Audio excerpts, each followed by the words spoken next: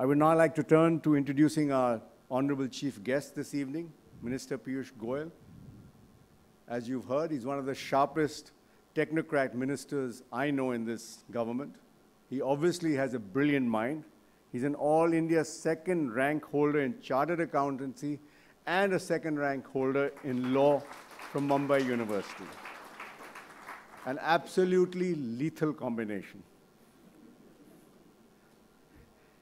Mr. Goyal has seen business up close, being an investment banker, as you've heard, and served on boards of banks such as State Bank of India and the Bank of Baroda. He's also held recently the most critical post, the treasurer of the BJP during the recent general election. We all know how well this campaign was managed. And he was also a person who was negotiating with the media for ad campaigns. I can tell you, he got the better of us. But he kindly, afterwards, gave me tips of how to negotiate better next time. I hope he's not there at the other end. My reporters tell me how much they prepare before interviewing Minister Goyal, because he has all kinds of numbers and facts at his fingertips, and if it's not at his fingertips, it's on his phone, and doesn't tolerate fools or mistakes. So he's at the forefront of fulfilling Prime Minister Modi's vision of 24/7 electricity to every Indian household in 5 years, and believes strongly that India's energy future lies in the bets it makes with new renewable energy. So, Mr. Minister, power to you. I invite you to give your keynote address. Thank you. Thank you very much, Arunji. Well, that was very humbling, and I would like you to keep it a little less scary, because then the demand becomes even more in terms of performance. But it's actually great to be amongst friends with whom I've worked for so many years. So it's like coming back home. And from the world of politics, which for the last 1 year has almost become like the main theme of my life, I'm extremely delighted to be amongst all of you, because somehow I still feel this is where I belong. And a lot of chartered accountants I see here. Most of your jury members are dear friends, so I'm rest assured that the selection must have been very, very rigorous, must have been based on merit all the way through.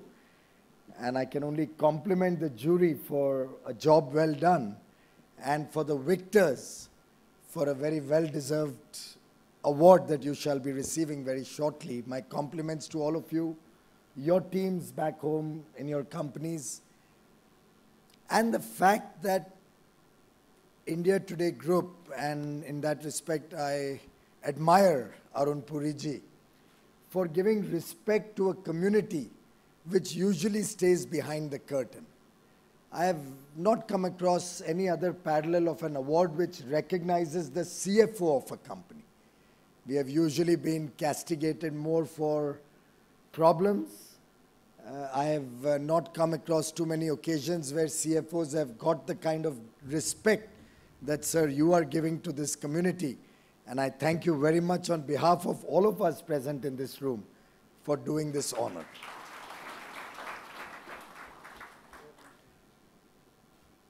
I think today the world is watching India very closely. If you look at the day that has just gone by, we have the Chinese Prime Minister here. I have spent time in the last 2 hours with 2 delegations, one from Bhutan, led by their power minister, one from Bangladesh, led by their foreign minister. Of course, all of you have suffered the traffic jam, so I don't need to remind you too much about it. But it clearly shows 2 very critical things.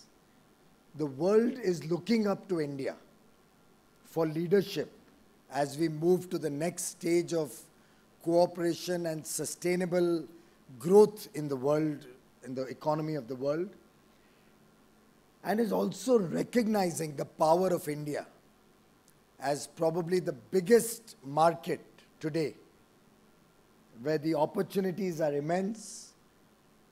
Country is in able hands. The leadership is extremely dynamic, extremely visionary. Prime Minister Narendra Modi has brought to the fore the strengths of India and is negotiating with the rest of the world for a strong and resurgent India to participate with other countries on the basis of reciprocity. India is talking to the world with a fair degree of confidence. We mean business. We want to treat our neighbors with the respect that they deserve. We want to engage with the neighbors, keeping our security and economic interests in mind. And we certainly want to develop relations all across the globe in a fashion that, in the long run, provides sustainable and secure future for us and our future generations. I don't think there has been a parallel in 3 months where India is engaged with initially all the SAARC heads of state, followed quickly by visits to neighboring countries, to Nepal by the Honorable Prime Minister, Japan in the east, the visit of the Australian Prime Minister to India, followed quickly by the visit of the Chinese Prime Minister. Our Honorable Prime Minister leaves for the US on the 25th and comes back to India to receive the Russian Premier. A short span of 3 months, 3.5 months, and look at the large span of activity around building the ecosystem around India. I am diverting a little bit from the subject of the day, more so because I think our lives and our work is deeply intertwined with the work that Prime Minister Modi is doing. Very clearly, India has challenges. Arun Puri ji mentioned a few, the banking challenges. I may humbly add the challenge of high interest cost, which all of us here have to suffer day in and day out. The challenge of uncertainties that we've gone through, whether it was in taxation, whether it was in policy related to foreign trade, whether it was in relation to manufacturing policies, whether it was in relation to different laws that have encompassed our lives and actually made it very difficult to do business sometimes. We also had a huge challenge of tax terrorism. Amidst this kind of a uncertain economic scenario, I think Prime Minister Modi has brought to the table confidence in the Indian economy, confidence in the Indian system, the administration, the bureaucracy. And my own experience of the last 100 days has been that it's not about the nature of ownership of a corporation or a company or even the country, the political government that we have. It's all about leadership. It's all about visionary leadership, decisive leadership, a leadership willing to take on challenges, an honest leadership with integrity which is impeccable. And I think all of you sitting here before me reflect that leadership in your area of financial management. All of you have given that leadership to your corporations, which the success of which is largely dependent on your integrity, your commitment to your work, your sincerity of purpose. And in that respect, all the nominees, some of you may not have made it to the winning mark, but I'm sure the rigorous test that this jury has gone through would have ensured that every one of the nominees in this room today really deserves a big round of applause. And on my personal behalf, and on behalf of, I think, the rest of us in this room, hats off to all of you for the work you have done. Big round of applause to all of you.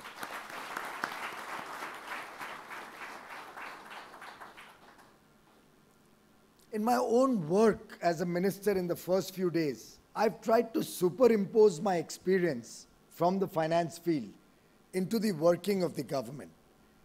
One of the first lessons I learned was the power sector or the renewable energy sector, and certainly the coal sector, may all have challenges, but all of them provide huge opportunities. If you ask me personally, the opportunities in this sector are unparalleled, more so because you have 1 billion plus people aspiring for a product. The demand is very much there. There is adequate and more opportunities to generate to generate enough power to feed that demand. We have more than enough technical and technological manpower and prowess to work in this sector. All the ingredients for a successful business case exist in this sector. All it requires is the commitment of the government, the confidence of the people that we mean business, and the assurance that what we speak will be delivered, what we commit will happen, and what we promise is not a dream but certainly achievable.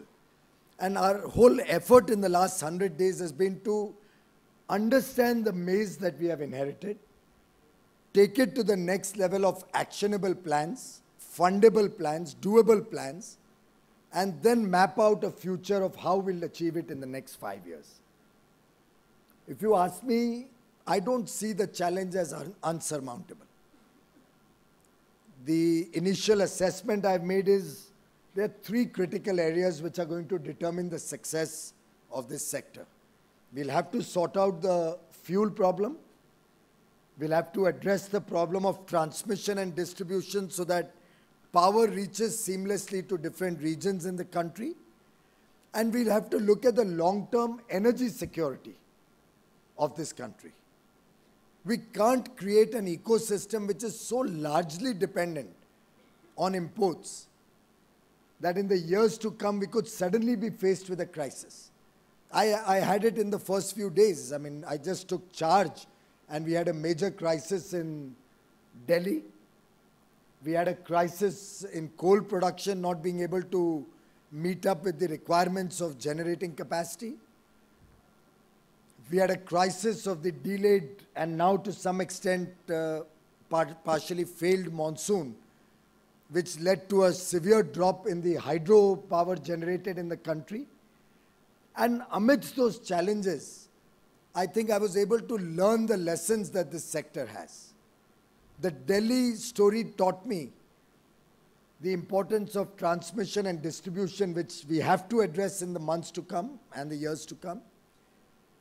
The problems of the coal sector brought to stark forefront the need for taking this on a mission mode into larger production capacity, into sorting out the problems of this sector. And the huge import bill that we are paying for either our petroleum imports or our mineral imports, particularly coal, brought to fore the need to have a long-term sustainable and secure energy policy. It is these 3 areas which have engaged my primary attention. And I'll just take a few minutes to address how each of those 3 areas can be sorted out in the near term and why I feel power and the energy sector offers great opportunity for all of you in your businesses, either to invest in or to look forward to a brighter future for your own businesses and consumption.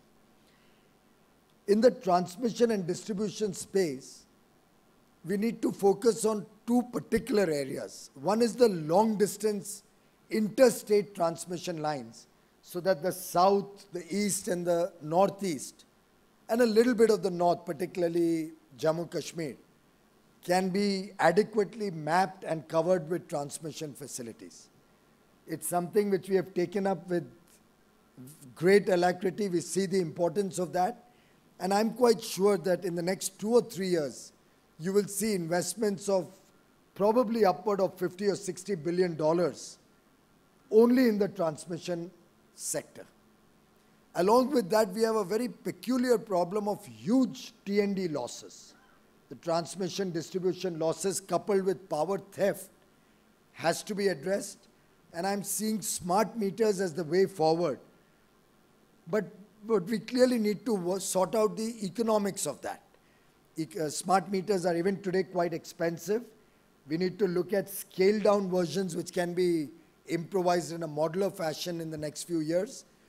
But that's an area where the 250 million consumers in India will look for improvements, will look for reform.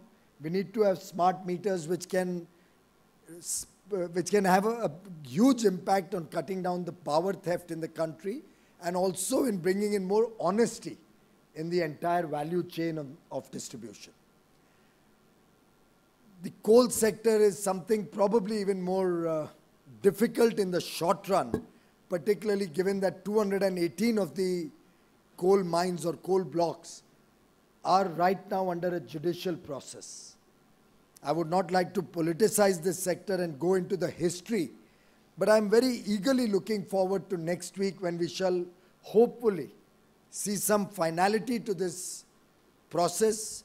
We hope to see some resolution in the coal sector of the problems of the last few years. And irrespective of what the Honorable Supreme Court decides, I particularly see a ray of hope in that, because with that finality will open up the opportunity to take the sector forward, start opening up new mines, start granting licenses, working the wires through a transparent process to get all these coal mines back into the system, into operations, and hopefully bring down the import bill on coal mines, give fuel to the starving generating sector, and meet the unsatiated or even the latent demand, which very often is not even mapped when one looks at the power deficit in India. The security of the energy sector in the long run is very much linked with the growth of the renewable energy sector. God has gifted India with sun, with the wind, with a lot of water. And I think these three areas, you can add biomass, you can add some of the other innovative things that are happening in the industry. But these three sectors particularly have huge potential. And maybe in the short run may look more expensive, but have tremendous potential in the long run to bring some sort of stability in the country's energy security. Very often, the hydel sector, which currently is going through a state of flux and a lot of stalled projects, is misunderstood by people. In my humble opinion, the hydel sector needs to have a renewed focus, more particularly after the Uttarakhand tragedy, where some people misunderstood or misread the tragedy as an outcome of the growth of the hydel sector there.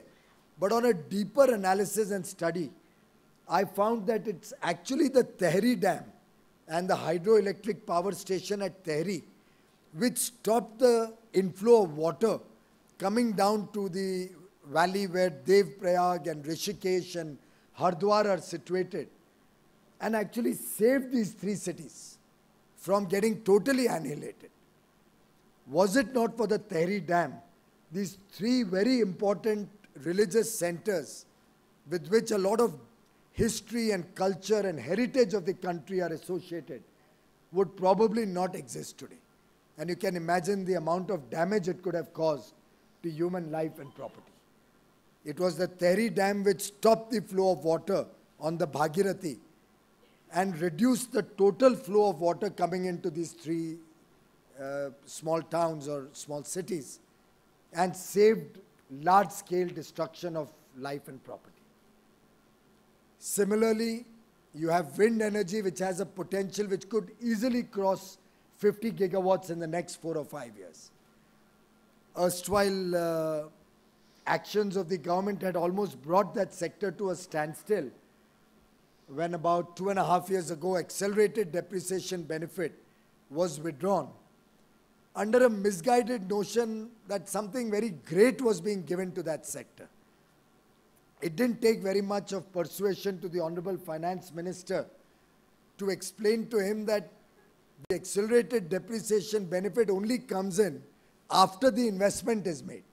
So it's only a spur to the investment. It's not as if you are foregoing anything. the so-called revenue foregone, a concept which is debated very often in Parliament, and something which I find very, very ridiculous as an argument when income tax breaks or benefits are being calculated and declared as revenue foregone. The Honorable Finance Minister is a very intelligent person, as you're all aware, and he quickly grasped the logic that the fiscal benefit is given only after the investment comes in. So you're really not foregoing anything. You may probably earn more revenue than what you're going to forego.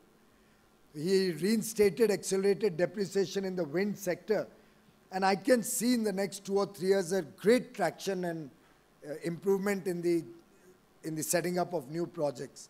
Obviously, the fact that he also brought tax stability in law by announcing that new generating capacity right up to 2017 will get the tax breaks under, I think, ATIA or whatever that section is for infrastructure projects, ATIA. That also brings in a confidence in everybody that if they invest in this sector, they can be assured of a tax break even if the project comes in over the next 2 or 3 years. Solar energy was a very peculiar sector that I inherited. Arunji, I'm taking a few minutes just to appraise your audience of the challenges that we faced just when we got into office. I was sworn in on 26th of May, took charge of the ministry on 27th of May, and one of the first challenges posed before me was an impending anti-dumping duty in the solar industry, import of solar panels and cells and modules. When I looked deeper into the papers, I found that that decision was taken on 22nd of May. That's after the government had lost and 4 days before a new government was sworn in. And you can imagine the effect that would have had to the solar mission of India. Indian manufacturers have quite a restricted capacity to manufacture solar equipment in India, and imports are certainly cheaper, but are necessary if you want to expand your solar mission and create large generating capacity through solar, which is renewable, which is environmentally friendly, and safe and secure in terms of no imports, post the capital good. It was a subject which was a devil and deep sea type of situation. You know, in Hindi they say, "Oh, gale mein tha," I could neither take it in nor take it out. Because Shri Narendra Modi and the Bharatiya Janata Party deeply believe that we have to encourage domestic manufacturing. We are passionate about made in India products. I declared in Parliament the other day that I have no hesitation in saying that I am a proponent of Swadeshi, and I believe Indian domestic manufacturing has to be strengthened, encouraged and supported. But at the same time, I recognize the imperatives of expanding the solar mission. I decided to have a conversation, and we sat down with the manufacturers of the solar panels and solar equipment. It was the 30th of July, and we had an outstanding interaction. It was 6 hours. I, in fact, went in between to attend a cabinet meeting and come back. But 6 hours of very, very detailed discussions and honest, transparent exchange of problems, ideas, views led to a situation of both sides understanding each other better. We understood the pain points of the solar manufacturers, and personally I deeply sympathize with what they have gone through over so many years. A couple of more interactions in the next few days led to a clarity of what needs to be done to encourage domestic manufacturing in line with the stated policy of this government. And we were able to come to a situation where the manufacturers themselves withdrew the claim or demand for anti-dumping duty.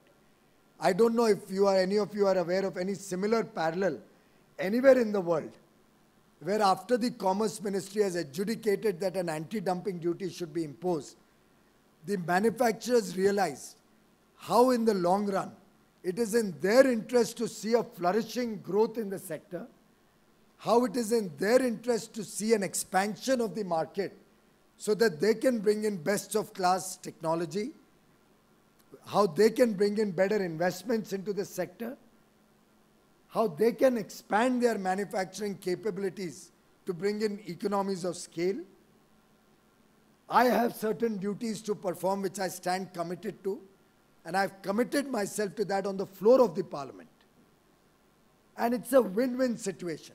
I mean, they taught us at Harvard Business School that no negotiation can be good enough unless it's a win-win for both sides. You can't have a one person benefit and the other person lose kind of situation in negotiation. And I'm sure all of you know that. You do that all the time in your lives. We do that in our personal lives. I think we negotiate with our children all the time. We negotiate with our spouses half the time. We negotiate with maidservants and drivers half the time in so many different ways.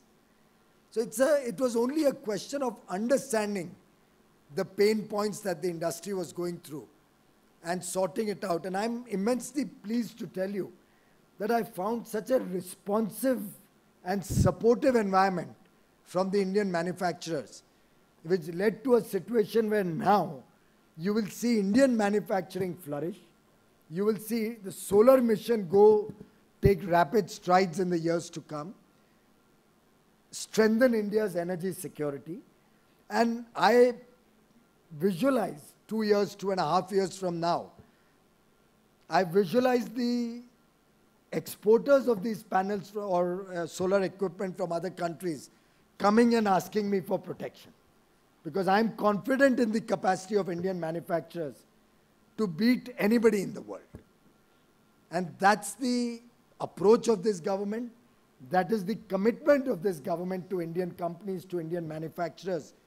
On the 25th of this month, on Pandit Deendayal Upadhyay, who was our ideologue, one of the founding fathers of the Bharatiya Janasangh, the party before the BJP, our founding party. On his birth anniversary, we shall be having a program where the Honorable Prime Minister will be launching the Make in India project, where the government, which stands committed to strengthening Indian corporates, strengthen Indian domestic manufacturing. That project will be launched, and I would love to see amongst all of you emerging leaders of world-class and world scale, developing your facilities, investing in India, and whatever the government can do to help you strengthen your businesses, improve your businesses, make it easier to do business in India. I personally stand committed for that. I'm happy to engage with anybody to help you in your businesses flourish. You heard the Honorable Finance Minister say that there is no contradiction in being pro-business and pro-poor. Because ultimately, when the economic activity expands and the revenue pie becomes bigger, that's when you can do best for the poor of the country, where you can do more welfare. And I'm sure all of you as finance honchos understand that it's only when you make more profits, or rather when you do bigger business or expand your revenues, that you can do greater profits. And with that greater profit, you can do welfare of your employees. You can satisfy your stakeholders, be they the shareholders, be it the suppliers, or the society at large through your CSR initiatives. So I'm very much convinced, just like India today is in a way serving society by dissemination of data, dissemination of ideas, bringing information to public, also showing us a mirror in government, in politics, in business. We all need somebody to show us the mirror where we are going wrong, where you are going wrong. Just as they are serving in their way, I think each one of us in our respective businesses, in our respective jobs, in our respective professions, needs to look at our jobs, look at our work in the nature of a service. And I'll just end with two particular thoughts. The first is an appeal I want to make. And that appeal is to look at serving government also as a possible career option. It should not be looked at as a bad job. It should not be looked at as something for the other person to do, whether it's politics, whether it's running public sector undertakings. We have Mr. Sachdeva here. He's run a PSU for years, very, very honorably and successfully. We have our Honorable former Secretary Shipping here, long career in public service. Many other persons I see here from the field of government, from serving public sector undertakings. I'm looking for a chairman and managing director for Coal India Limited. I want to expand the horizon from which I can search for a good candidate, a person driven with a motivation to serve, a person who can handle an organization of 350,000 people, a person who can bring new paradigm of working, professionalism, integrity. Why cannot somebody from the private sector come forward, willing to give 3 or 5 years of his life? You may not get paid probably as well as you are in the private sector, but I promise you immense satisfaction, immense opportunity to help me double the production of Coal India in the next 4 years. I've set a target of 1 billion tons, 2019. Let's look at partnering with government from the private sector. Come forward with your ideas, come forward. Some of you could come forward with actually working through the government, maybe through politics, maybe in executive roles, maybe even as non-executive directors. There's a great opportunity to serve as non-executive or independent directors. But I don't want people who are only looking at it as an ornamental position. I'm looking at people who promise to spend 2 days every month pro bono on the boards of these companies, public sector companies. Not spending time only on agenda, but moving into strategy, moving into innovation, moving into technological studies. That's the kind of involvement that I think the public sector now needs to do with government. I would appeal to all of you, the private sector needs to do with government. I would appeal to all of you, and sir, through you, who run such a large media empire, to reach out to the people of India and appeal to all of them to come forward, offer your services to your motherland. And in conclusion, I'll just tell you a small interaction and a deep message that the Honorable Prime Minister gave to me and some of my other colleagues in a recent interaction, where a secretary to the Government of India raised the point of a particular decision which would have caused possibly some revenue loss to a public sector company and possibly some reduction in their profits, where the Honorable Prime Minister made a very, very big statement. In my view, it was an eye-opener for me, and I would leave that thought with all of you as I conclude. And he said, and I'll say it in Hindi, just to give you the sense of his anguish as he said it. And he said, भैया हम कब तक department या company के profit and loss को देखते रहेंगे? कभी किसी ने देश के प्रॉफिट एंड लॉस को भी देखा है क्या? Thank you very much.